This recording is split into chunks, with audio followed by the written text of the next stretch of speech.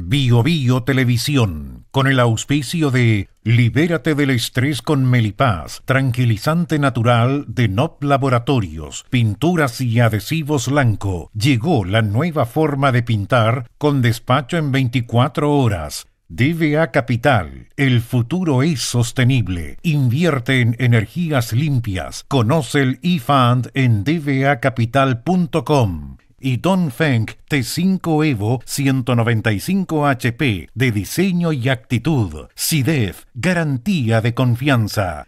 Presentan comentarios de Tomás Mochati. El estrés y la ansiedad en estos tiempos es indudable. ¿Andas acelerado? ¿Sientes tu mente sobrepasada? ¿Te cuesta dormir bien? Para tranquilizarnos naturalmente, tenemos Melipaz, que calma la ansiedad, relaja y reduce el estrés. Libérate del estrés con Melipaz. Pide tu Melipaz en todas las farmacias del país y venta online con despacho a todo Chile. Ella le pone magia al color, nos hace muy felices, compartimos nuestro amor. Ponle magia tú también, deja la imaginación volar, que todo luzca hermoso como siempre está tu hogar. Mi mundo es mejor con Lanco. Sabemos que la pelea contra el cambio climático se gana eliminando las emisiones de CO2. Hay que generar energía limpia, llevarla a todos los rincones del planeta, almacenarla y ocuparla en nuestra vida diaria para que logremos un futuro sustentable. A partir de eso, creamos eFund, un fondo que invierte en las compañías que están liderando la electrificación del mundo, desde aquellas que fabrican los materiales para construir paneles solares o parques eólicos, hasta los mayores productores de baterías y autos eléctricos. Invierte en eFund, sé parte del futuro eléctrico y súmale un sentido a tus inversiones.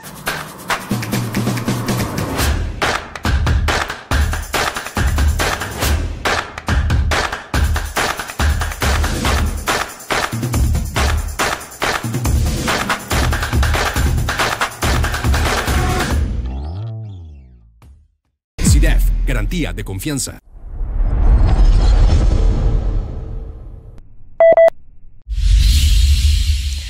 En la columna anterior, a propósito del grave caso de corrupción de funcionarios de la Policía de Investigaciones en el aeropuerto de Pudahuel, cometí un error. Dije que en este caso estaba prófugo el jefe de la Brigada Antinarcóticos de la Policía de Investigaciones y en realidad estaba prófugo el jefe de la banda de delincuentes.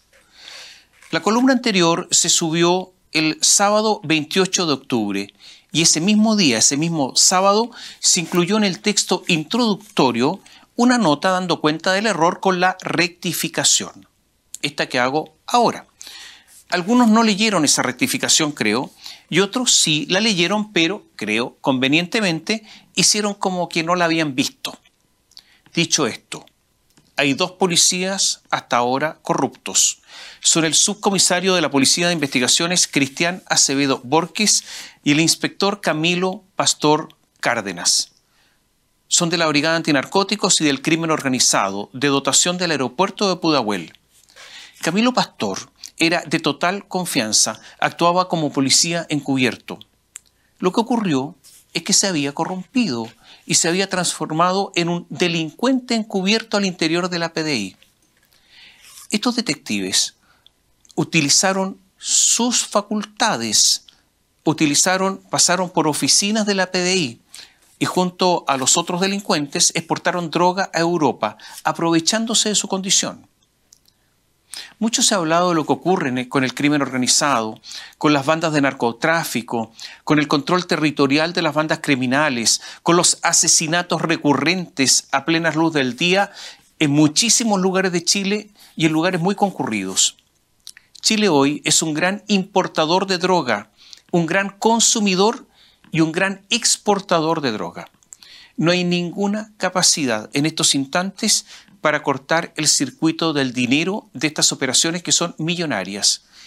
Y no solo eso, las bandas criminales hoy, en muchísimos lugares del país, están dominando barrios completos, ofrecen protección a los comerciantes, protección entre comillas, y si no, si no pagan mensualmente los balean o queman sus locales. Están prestando dinero con enormes intereses y después cobran a punta de pistola. A mujeres que ejercen el comercio sexual en sus territorios les cobran. Y si quieren algunas abandonar la actividad, les cobran millones de pesos. O sea, les cobran sumas que es imposible pagar. O sea, se transforman en prisioneras. Y si no pagan una cantidad por ejercer la prostitución, las balean. Hay cosas que yo creo ustedes no han visto. Con el afán de amedrentar a bandas rivales, las organizaciones criminales están difundiendo videos con ajusticiamientos, con asesinatos. Perdón, esto sucede en Chile. En estos videos a veces es posible ver la cara de terror de quien está con las manos amarradas, que los trasladan a un descampado. Cara de terror porque saben que los van a matar. Y no sigo contando más, porque hay un ensañamiento desconocido en Chile. Si nosotros no hemos difundido estas imágenes de esta crueldad enorme, es por respeto a ustedes, por respeto a los niños que pueden llegar a ver estas cosas terribles. La batalla contra la delincuencia la estamos perdiendo. Siguen entrando a destajo además inmigrantes, tantos como bajo el gobierno anterior, y entre ellos hay delincuentes. Muchas veces hemos criticado fuertemente al Ministerio Público. La gestión de Jorge Abbott quedará en la historia como de lo peor que ha ocurrido, y en buena parte la derrota ante el crimen será responsabilidad de él y de quienes lo nombraron. Pero no es el único responsable. Quienes investigan son las policías, y la PDI y Carabineros también están perdiendo. Más allá de los continuos golpeteos en la espalda, de las autofelicitaciones, a veces grotescas, de las condecoraciones, quién sabe por qué, lo cierto es que las policías son también directamente responsables de lo que ocurre.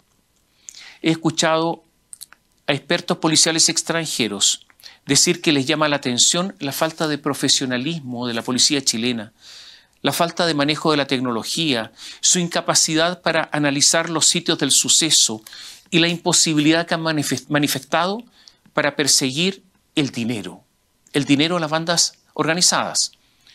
Muchas veces ellos observan que cuando se roban camiones de valores o en los asaltos que han ocurrido en el aeropuerto de Santiago, donde se han robado millones de dólares, en algunos casos se da con los asaltantes, pero nunca con el dinero o con cifras muy miserables. O sea, el asunto para la delincuencia es rentable debido a la ineficacia policial. Hemos criticado una y otra vez al Ministerio Público, que fue incapaz de dar con las personas que por días y días destruyeron, quemaron, saquearon durante el estallido social. Pero la verdad es que la inoperancia no fue solo de los fiscales. Las policías manifestaron la misma incapacidad o una mayor al no dar con los que cometían delitos una y otra vez ante sus ojos. Ahora, esto no figura en ninguna cuenta pública. Las organizaciones criminales son eso, son organizaciones. Tienen muchos recursos, tienen disciplina, tienen inteligencia, llevan contabilidad. Tienen una enorme capacidad para corromper. Por eso, lo sucedido en el aeropuerto de Santiago es una señal, una más, de cierto deterioro de nuestra policía. Algunos datos de los últimos tiempos, además de continuamente se están descubriendo a carabineros corruptos. Bueno, hubo un escándalo de corrupción de la PDI cuando 5 funcionarios fueron sancionados por recibir dinero y regalos para apurar trámites de migrantes irregulares. En el caso Relojes, 7 policías de la PDI están imputados por colaborar con empresarios acusados de lavado de activos. Miren, no hay mayor corrupción cuando un policía mata a otro, y es el caso de Ángela Vivanco, y son solo ejemplos. Y claro, dirán que la policía ha actuado, pero no sabemos en cuántos casos no ha actuado. Hasta hace un tiempo, mucho se discutía que debía haber una policía preventiva, Carabineros, y otra investigativa, la PDI. Pero hoy esa es una discusión que ya está sobrepasada, porque hoy sería imposible dejar investigar solo a la PDI por su incapacidad. incapacidad material, sino también porque es cada vez más imprescindible que una policía controle a la otra, que la investigue cuando uno de sus miembros ha cometido un delito. Cuando usted, a muchas personas le ha ocurrido, le llega un papelito de la fiscalía de que va a investigar la denuncia que ha hecho, un robo, un portonazo, el intento de robo en una casa, porque no hay antecedentes, pese a que muchas veces las víctimas sí dieron antecedentes, este no es un problema solo del Ministerio Público, es sobre todo un problema de la policía que nada encuentra, que no investiga, pese a que muchas veces, insisto, tiene elementos para investigar. Yo creo que a muchos nos llama la atención que cuando autoridades o personas relevantes son víctimas de un delito común, no de un delito del crimen organizado, sino de un delito común, sí hay una actuación policial eficaz, oportuna, se encuentra inmediatamente a los responsables, lo que quiere decir que a veces pueden, pero no cuando hay un ciudadano común víctima. Si de verdad, en serio, no mejora la actuación policial y no hay una defensa seria contra la corrupción en unos años, en pocos años, ya no tendremos nada que hacer. La cantidad de asesinatos sin resolver crece sin que los jefes policiales se sonrojen siquiera ante estas cifras. Ahora, hay que reconocer algo, eso sí, que la policía realiza de buena manera el resguardo de las autoridades. Las autoridades con resguardo policial no tienen inconvenientes cuando son escoltadas. De hecho, los policías también son capaces de resguardar los secretos de las autoridades, que siempre los tienen. Esos secretos los mantienen más o menos resguardados. Cuando Ángel Valencia se presentó como candidato a fiscal nacional, prometió tener una fiscalía que sirva. Esto lo dijo textualmente ante la Corte Suprema cuando era candidato. Necesitamos una fiscalía que sirva y que para eso se necesita un cambio estructural. Bueno, acaba de despedir a la número 2 de la Fiscalía Nacional, Jimena Rivas, porque las cosas no están funcionando como Valencia quería. Él tiene una especial preocupación, ¿sabe por qué? Por los asesinatos, por los baleos. Pero si las policías no acompañan y siguen con la cantinela de que cada vez que hay un baleo dicen es que fue un ajuste de cuentas, que usted lo verá, es una declaración que la hacen de buenas a primeras, sin siquiera haber investigado, como bajando el perfil de que se están matando entre ellos, no tendremos nada que hacer. Se sucede en los gobiernos, pasan presidentes de distinto signo, pasan ministros de justicia de aquí o de allá, y ocurre siempre lo mismo. Los nombramientos de notarios en base a la influencia, a la amistad, al tráfico de influencias, al compadrazgo, a hacer favores a cambio de alguna recompensa. Muchos notarios son nombrados así, pero también conservadores de bienes raíces, archiveros judiciales. Son los llamados auxiliares de la Administración de Justicia, miembros de la familia registral. Y todos son, porque así es el sistema, custodios de la buena fe. Ahora, el asunto es bien jodido si usted lo mira de esta manera. Algunos pésimos alumnos de Derecho, los más limitados, con pocas luces, con poco sentido jurídico, bien ramplones, se transforman a veces en notarios y les va muy bien. Algunos se hacen ricos y ricos en serio. Lo que quiero decir es que son demasiados los casos en que no impera mérito alguno, salvo el besamanos y el tráfico de influencias. Y se cometen fraudes a la ley. ¿Cómo son designados los notarios?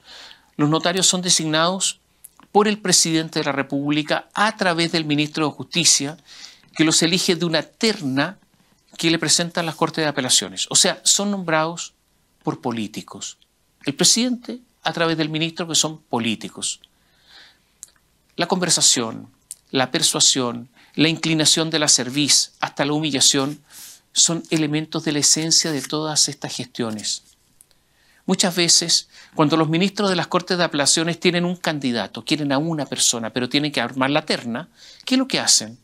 Eligen a dos muy malos para que el que quieren sobresalga, aunque no sea tan bueno, porque los otros dos son muy malos. Eso lo hacen adrede. Y esto es lo que se llama fraude a la ley. Ocurre en muchas ocasiones. Es verdad que los postulantes rinden una prueba, pero los ministros de las Cortes no están obligados a colocar en la terna a los de mejores rendimientos. Entonces da un poco lo mismo. Y después está el lobby ante el ministro de Justicia de turno para ser nombrado entre los 3 postulantes.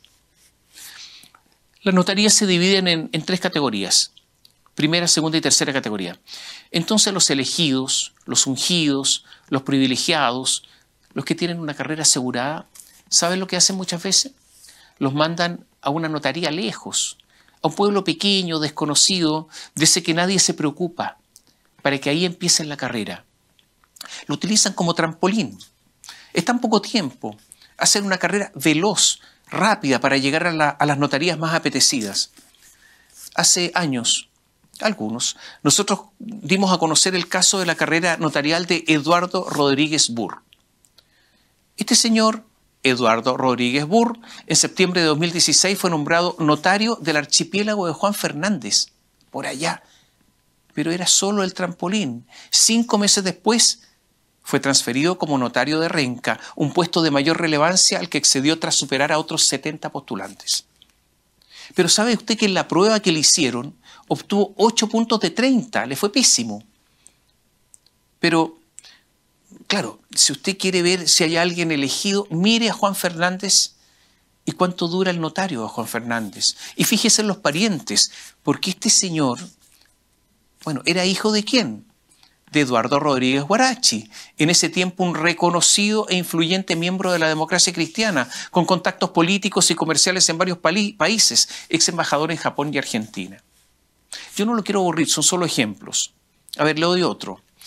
En tiempos de Michelle Bachelet, su ministro de Justicia, Jaime Campos, nombró nuevo notario conservador de bienes raíces de Pirque a Ricardo Moyano.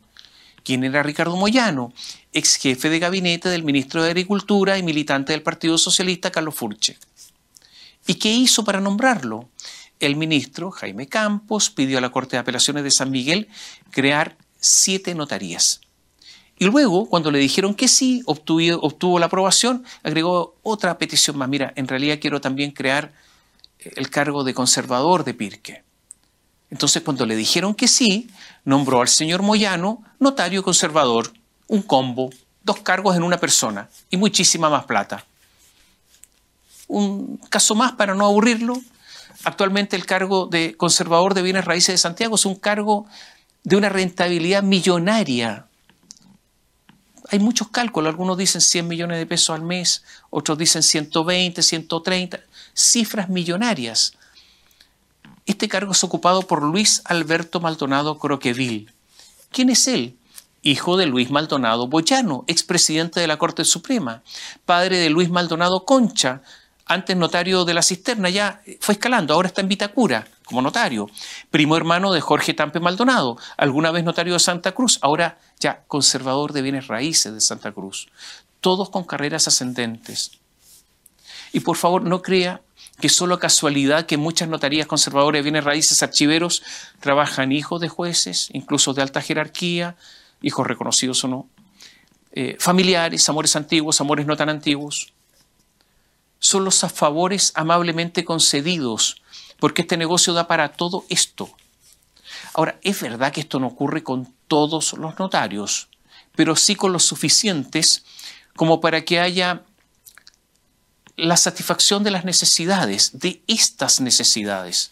Un estudio realizado hace algunos años indicó que el 34% de los notarios y conservadores tiene algún tipo de vínculo familiar con funcionarios de cargos relevantes de algún poder del Estado. ¿Y usted cree que es una casualidad que algunos operadores judiciales tengan también relación con esto? A ver, el operador judicial de la derecha, John del Tránsito Campos, en alguna oportunidad fue notario suplente y quiso ser notario. Lo que pasa es que una investigación periodística paró ese nombramiento. Y el operador judicial de la izquierda, Eugenio González, coloquialmente conocido como el Pingüino, su esposa pareja es notario. Y recién acaba de subir de categoría con el gentil auspicio del ministro Luis Cordero y el presidente Gabriel Boric. Lo notable es que este gobierno prometió hacer las cosas distintas y no es verdad. ¿Quién controla cada notario? Un ministro visitador que nombra a la Corte de Apelaciones de la jurisdicción. Muchas veces hacen el trabajo. El ministro visitador controla.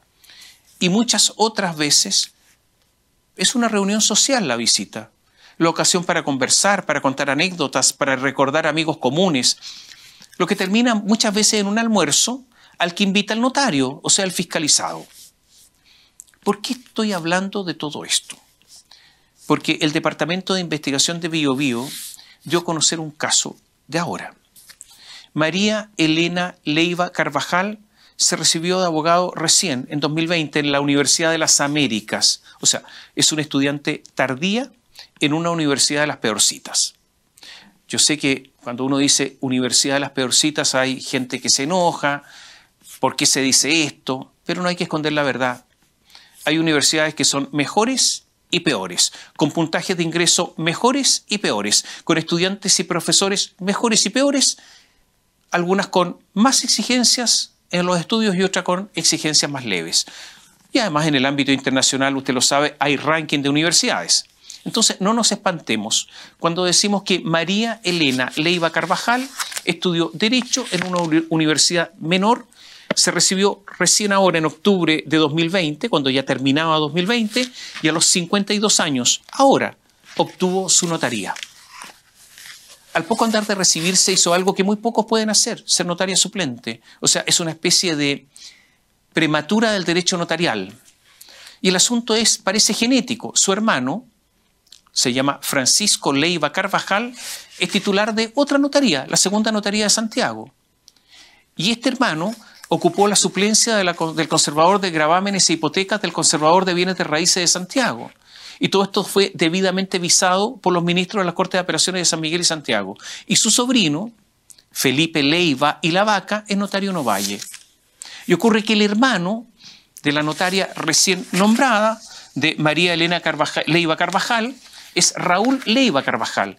Y es el poderoso diputado del Partido Socialista perteneciente a presidente de la Comisión de Constitución, Legislación y Justicia. O sea, precisamente preside la comisión que se relaciona con el ministro Luis Cordero, quien nombró a la hermana, a María Elena Leiva Carvajal, flamante titular de la primera notaría de San Miguel. Y además, el contralor Jorge Bermúdez fue la guinda de la torta, porque en solo 3 días hábiles tomó razón del decreto de nombramiento, cuando en otros casos de nombramiento de notario se demora 40, 50, 60 días en tomar razón. Ahora solo 3. Y el tío de esta recién nombrada notaria, María Elena Leiva Carvajal, es Raúl Leiva Uribe Echeverría. Es notario conservador de bienes raíces de Quirihue. Y para rematarla, la esposa del diputado Raúl Leiva y cuñada del notario Leiva es jefa de recursos humanos del Registro de Propiedad y Comercio del Conservador de Bienes Raíces de Santiago. Y a ese cargo accedió cuando Francisco Leiva ejerció la suplencia en ese lugar.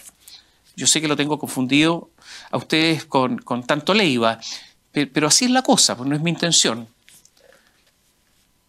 Le voy a contar cómo nombraron a esta notario. Iban 3 candidatos. Estaba esta notaria, esta abogada recientemente recibida, María Elena Leiva Carvajal, Antonio Herrera Arauz y Rodrigo Arturo Jara Lara. Este último notario de Arica, el otro notario en Copiapó. En tercer lugar iba María Elena Leiva Carvajal. Se bajó Arturo Jara Lara. Quedaron entonces Hernán Antonio Herrera Arauz. El gobierno nombró a Herrera Arauz, lo nombró en Copiapó, pero él renunció a Copiapó, a la notaría de Copiapó.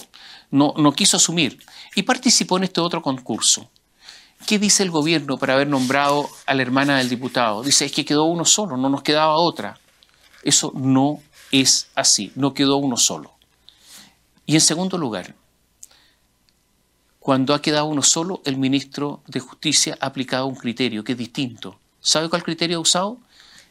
Le ha mandado los antecedentes a la Corte para que llene los 2 cupos que quedaron vacantes y ahora no lo hizo. Esto ocurrió, por ejemplo, con el conservador de Buin.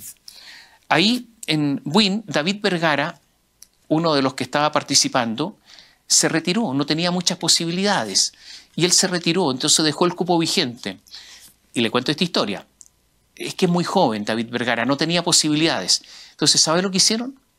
Lo mandaron de conservador a Aysén para que siga su carrera exitosa. Era conservador en Quillón, en la región de Ñuble. Entonces estaba participando en esta notaría, se fue a Aysén. En Aysén es una buena notaría porque mucha gente está comprando propiedades en la zona. Pero este señor que estaba participando aquí, lo mandaron a Aysén, es hijo del conservador de bienes raíces de Puerto Varas, Benjamín Vergara. ¿Y quién es Benjamín Vergara? Fue relator de pleno de la Corte Suprema. Fue fiscal judicial de la Corte de Apelaciones de Santiago y lo premiaron nombrándolo en forma directa conservador de bienes raíces de Puerto Varas. ¿Se da cuenta que está todo entrelazado? Este gobierno a muchos dio una esperanza de honestidad, de buenas prácticas, de inocencia incluso. O sea, se dijo, se pueden cometer errores, pero jamás caer en cierta inmundicia. Pero parece que solo fueron promesas vacías. Desgraciadamente, hay que repetir lo mismo. Si hay algo que permitió llegar al poder a la élite que hoy día gobierna, es el eslogan, ustedes lo recordarán, es un mantra, educación pública, gratuita y de calidad. La gestión de educación ha sido lamentable. En un acto de sinceridad, independiente del color político que usted profese, ¿usted imagina las críticas furibundas que harían si los que hoy gobiernan fueran oposición ante tamaña incompetencia que se ha demostrado? Pero si esto demuestra el enorme fracaso de quienes hicieron una promesa que hoy se manifiesta vacía, una promesa que ya podemos calificar incluso como meramente manipuladora. Hay decenas de miles de estudiantes perdidos, de estudiantes que no van a clases. Esto es un desastre, un derrumbe de la educación. Hay decenas de miles de estudiantes que tienen altísimos niveles de inasistencia, que no están aprendiendo. Y no hay nada, absolutamente nada, que nos permita afirmar que hay políticas que permitirán mejorar la educación. No hay nada sobre formación de profesores. Se estima que ahora, dentro de poco, el 2025, faltarán 26.000 profesores. Habrá un 42% menos de profesores de los que había antes de la pandemia. Hace casi 2 meses que los profesores de Atacama están en huelga. Son 30.000 alumnos que están sin clases. Este es uno de los sistemas en Atacama que se desmunicipalizó y lo pasó a manejar el Estado. Y es un pésimo precedente. Y no solo eso, el ministro Nicolás Cataldo ahora dice que se podrían haber cometido delitos. Pero lo dice recién ahora, cuando hay un informe de la Contraloría que lo conoce hace meses, indicando esa posibilidad. También se denunció que políticos locales incidieron para que el Servicio Local de Educación Pública contratara a los amigos, a los militantes. Yo, por ejemplo, no sé qué diablos hacía ahí el presidente regional del Partido Socialista, contratado en esa organización, en el Servicio Local de Educación Municipal. Yo creo que sería bueno que Paulina Bodanovich, la presidenta del Partido Socialista, lo explique, es lo mínimo. Si esta huelga, que insisto, lleva casi 60 días, hubiese sido en Santiago, estoy seguro que se habrían preocupado. Pero reitero, esa Atacama no les importa. Recién, el ministro Nicolás Cataldo convocó de emergencia al Consejo de Evaluación de la Educación Pública, recién ahora. Y solo hace unos días se dio como gran noticia que el presidente Boris se reunía con Cataldo para tratar el tema de la huelga. Y ahora se sabe que en Colchagua, donde también hubo desmunicipalización, hay problemas que lindan también con la comisión de delitos y es un tema de delincuentes. Y en Coquimbo, donde también opera el Servicio Local de Educación Pública, 2 colegios se quedaron a oscuras por no pago de electricidad y una deuda millonaria. Y ha habido varios informes de Contraloría, cerca de 10, que indican con claridad los problemas.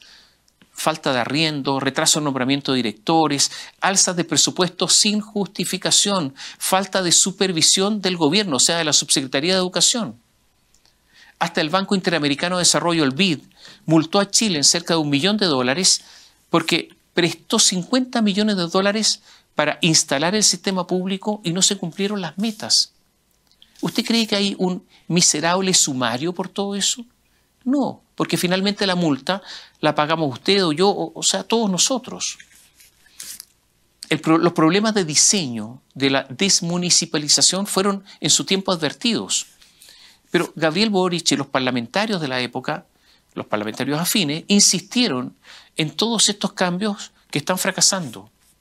Hoy hay 11 servicios estatales funcionando de 70 que tienen que cumplirse al final. Tienen que llegarse a 70 y solo 11. Imagínense todos los problemas que hay y los que van a ocurrir si todo sigue igual. La senadora Yasna Proboste dijo que hay una serie de oficios dirigidos a la educación pública pidiendo información sobre lo que estaba pasando en Atacama. Y simplemente, ¿sabe qué pasó? No le respondieron. Proboste dijo, en agosto del año pasado, vino el presidente de Atacama y ya el Servicio Local de Educación tenía problemas importantes. El magisterio estaba movilizado, el presidente los recibió y escuchó sus problemas. ¿Sabe qué pasó? Nada. Absolutamente nada. Porque en verdad no importó. Se sabía de esto hace más de un año. El anterior ministro, Marco Antonio Ávila, de Revolución Democrática, tampoco le importó. Abundo en el asunto. 22 de agosto de 2022. Después de escuchar a los profesores en una radio de Atacama, el presidente Boric dijo, me voy con las prioridades bien claras. Hay harta pega por hacer, que hacer. Hay harta pega que hacer. Me quedé muy preocupado, en particular en materia de educación en la región de la implementación deficiente del Servicio Local de Educación. Sabemos que acá hay mucha educación pública que debemos reforzar. Que no les quepa duda que vamos a estar trabajando en eso. O sea, lo sabía. Pero estas palabras se las llevó el viento. Parece chiste o comedia. Pobres alumnos, todos. Pobres los de cuarto medio que deben dar la prueba de ingreso a la universidad ahora y hace 60 días que no tienen clases. Este es un verdadero asesinato académico. Pero repitamos juntos, educación pública, gratuita y de calidad, que no se nos vaya a olvidar. En la política ya están los bandos alineados con respecto al plebiscito del 17 de diciembre, el plebiscito constitucional. Hay algunas excepciones en todo caso. Como era de esperar, desde la Democracia Cristiana hasta el Partido Comunista, todos están por el en contra, o sea, por el rechazo. Desde Evópoli hasta el Partido Republicano, por el a favor, el apruebo. Demócratas y amarillos se inclinaron por el a favor, aunque es sumamente dudoso cuánto pueda mover la aguja. Yo creo que son bastante intrascendentes. Entre los expresidentes están a favor Sebastián Piñera y en contra Michelle Bachelet. Falta Ricardo Lagos, que seguramente estará en contra. Y Eduardo Frei, que no se sabe, porque él tiene que lidiar entre su matriz empresarial y la decisión de su partido. Ningún partido actualmente proclamó oficialmente la libertad de acción. Por ahora la ventaja del en contra es de 25 puntos más o menos, según las encuestas. Esta ventaja es una enormidad. Sería una gran sorpresa que a 7 semanas la derecha dé vuelta el resultado, porque sería una proeza desde el punto de vista de los comicios. Va a depender, claro, de la campaña, pero es más fácil hacer propaganda por el rechazo o por el rechazo. Dependerá en verdad si la derecha logra que el clivaje, si la derecha logra que el clivaje sea derecha-izquierda o gobierno-oposición, puede tener alguna posibilidad. Eso hasta ahora no lo ha logrado. Y que refuerce posiblemente algunas cosas que el texto constitucional contiene y que son de cierto sentido común, como el tema de los inmigrantes, eso de la expulsión en el menor tiempo posible, o a propósito de notarios, está en el texto constitucional la prohibición de nombrar notarios a familiares de autoridades. Es un ejemplo. Pero la izquierda yo creo que tiene una campaña más fácil. Y la derecha además tiene otro problema. Algunos sectores de derecha, como el de Teresa Marinovich, los senadores Rojo Edwards, Juan Castro, Alejandro Kusanovich, que son de derecha, anunciaron que van a votar en contra. Hay diputados también que van a votar en contra. Dan variadas razones, como la politización de los nombramientos de los jueces, dicen ellos. La igualdad no a secas, sino igualdad sustantiva, que dejaría amplio margen a los jueces para resolver. El crecimiento del Estado a través de muchos órganos nuevos que se crean. Rojo Edwards dijo que los derechos sociales garantizados harán endeudarse al Estado sin límite. O sea, todo esto es un problema grueso para la derecha. Y es verdad también que el gobierno está complicado, porque si gana el a favor es una derrota, y si gana el en contra es derrota, porque sigue la Constitución de Pinochet, que ahora matizan diciendo que es la de Lagos, porque la política da para todos. Pero es menos derrota porque deja el tema constitucional vigente y por lo tanto le permite a la izquierda tener una nueva oportunidad en el futuro. O sea, el tema no quedaría cerrado para nada si gana el en contra. En materia económica, llamó mucho la atención que Mario Marcel, el ministro de Hacienda, celebrara como un éxito que Chile hubiese crecido 0 en septiembre. Dijo que esto es un éxito, estaba feliz. 0. Algo tiene que estar muy mal en la economía o en la cabeza del ministro para que este sea motivo de celebración. En especial si el 0 se logró con un importante crecimiento de la minería y una disminución muy fuerte, una caída muy fuerte del comercio, una más, lo que demuestra las dificultades de los chilenos en cuanto a su poder adquisitivo. La cifra de cesantía disminuyó 0,1%, casi en el error estadístico. Seguimos con cesantía alta y con más de 400.000 empleos que no se recuperan desde la pandemia. Son estas las cifras que le muestran en la cara al ministro cuando dicen que la solución es aumentar los impuestos. En su intento de negociar, y como negocia con grandes empresarios, el ministro Marcel ha ofrecido bajar los impuestos a grandes empresas y aumentar el impuesto a la renta. En todo esto hay una cierta inmoralidad. Hay un 30% de personas con trabajos informales que no cumplen ninguna ley, que no pagan impuestos y que usan los servicios estatales, que tendrán pensión sin haber impuesto nada, sin imponer nada, y que les será pagada por los que pagan impuestos. Yo sé que hablar de estas cosas con el ministro Marcel en serio es imposible, pero la verdad es que aquí hay cierta inmoralidad dando vuelta. La economía chilena está estancada por falta de inversión, porque ya los inversionistas no creen en el país y el problema constitucional es solo un aspecto, porque la tasa, por ejemplo, de interés de Chile hoy es la 5ª más alta del mundo, porque la inversión inmobiliaria se desplomó un 27% respecto al año pasado y se estima que el año próximo, el 2024, la inversión inmobiliaria cerraría en su peor nivel desde que hay registros. Porque si la solución es subir impuestos y repartir de lo poco que va quedando, el rendimiento tributario con estas cifras será una utopía, y porque al final lo que se vive es un deterioro. Fíjense, los museos, claro, ¿a quién le importa el museo? Bueno, a nadie. Los museos llevan una semana en huelga. Los funcionarios del Servicio de Impuestos Internos están en un paro ilegal, dependen del ministro Marcel y a nadie le importa, salvo obviamente a los que tienen que usar el servicio. En alguna próxima columna entraremos de lleno al texto constitucional.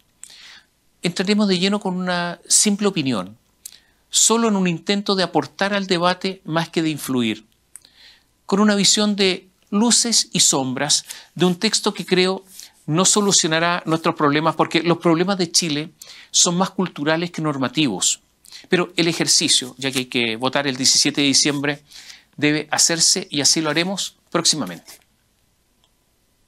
Bio Bio Televisión, con el auspicio de Libérate del estrés con Melipaz, tranquilizante natural de NOP Laboratorios, pinturas y adhesivos Lanco. Llegó la nueva forma de pintar con despacho en 24 horas. DVA Capital, el futuro es sostenible. Invierte en energías limpias. Conoce el eFund en dvacapital.com. Y Dongfeng T5 Evo 195 HP de diseño y actitud. SIDEF, garantía de confianza. Presentaron comentarios de Tomás Mochati. El estrés y la ansiedad en estos tiempos es indudable. ¿Andas acelerado? ¿Sientes tu mente sobrepasada? ¿Te cuesta dormir bien? Para tranquilizarnos naturalmente, tenemos Melipaz, que calma la ansiedad, relaja y reduce el estrés. Libérate del estrés con Melipaz. Pide tu Melipaz en todas las farmacias del país y venta online con despacho a todo Chile. Ella le pone magia al color. Nos hace muy felices, compartimos nuestro amor. Ponle magia tú también, deja la imaginación volar. Que todo luzca hermoso como siempre está tu hogar. Mi mundo es mejor con Lanco. Sabemos que la pelea contra el cambio climático se gana eliminando las emisiones de CO2. Hay que generar energía limpia, llevarla a todos los rincones del planeta, almacenarla y ocuparla en nuestra vida diaria para que logremos un futuro sustentable. A partir de eso, creamos eFund, un fondo que invierte en las compañías que están liderando la electrificación del mundo, desde aquellas que fabrican los materiales para construir paneles solares o parques eólicos, hasta los mayores productores de baterías y autos eléctricos. Invierte en eFund, sé parte del futuro eléctrico y súmale un sentido a tus inversiones.